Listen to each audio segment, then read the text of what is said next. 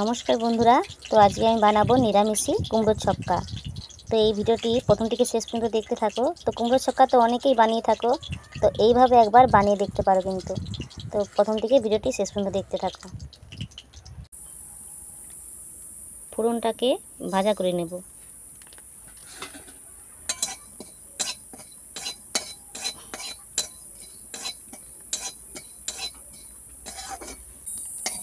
ভাজা হয়ে গেছে, এবার নামিয়ে ঠান্ডা করে গুঁড়ো করে নেব।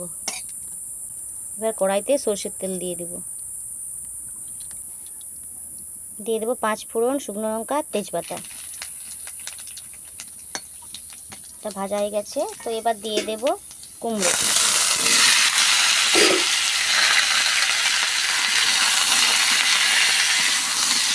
কুমড়োটাকে বেশ কিছুক্ষণ তেলের মধ্যে নাড়াচাড়া করে নেব।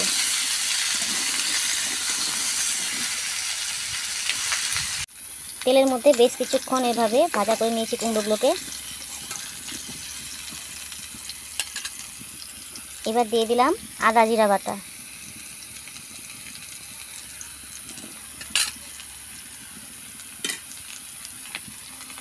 আদা জিরা বাটাটা দিয়ে একটু নাড়াচাড়া করে নেব।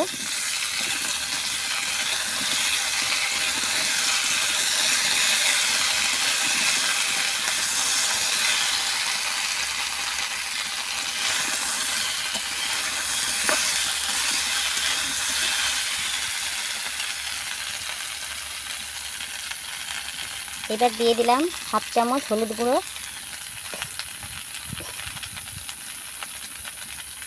দিয়ে দিলাম 1 চামচ লঙ্কা গুঁড়ো। একটু ঝাল ঝাল মিষ্টি মিষ্টি ভালো লাগবে।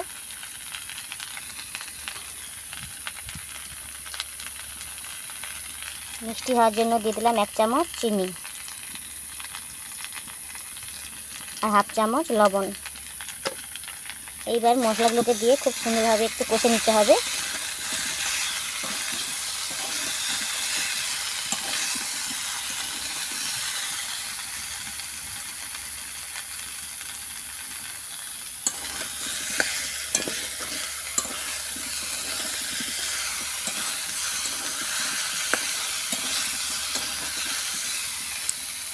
আমার কষা হয়ে গেছে, তো এবার দিয়ে দেবো জল। বেশিক্ষণ কষার দরকার নেই।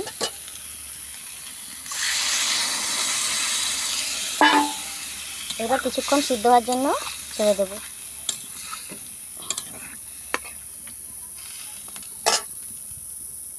এটা আমার সেদ্ধ হয়ে গেছে, তো এইবার ফোড়নটা দিয়ে দেবো। এইভাবে আধ ভাঙা করে ভেঙে নিয়েছি, তো মুখে যখন পড়বে এগুলা চিবালে খুব সুন্দর লাগবে। তো এবারে মশলাটা আমি দিয়ে দেবো নামানোর আগে।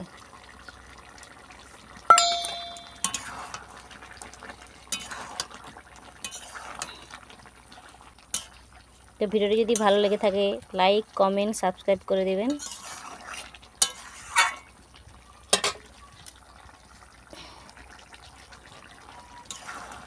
এবার আমি নামিয়ে নেব। এইভাবে এরকম মাখা মাখা থাকবে, তো ভাত বা রুটি মুড়ি সবের সঙ্গে খুব সুন্দর লাগবে।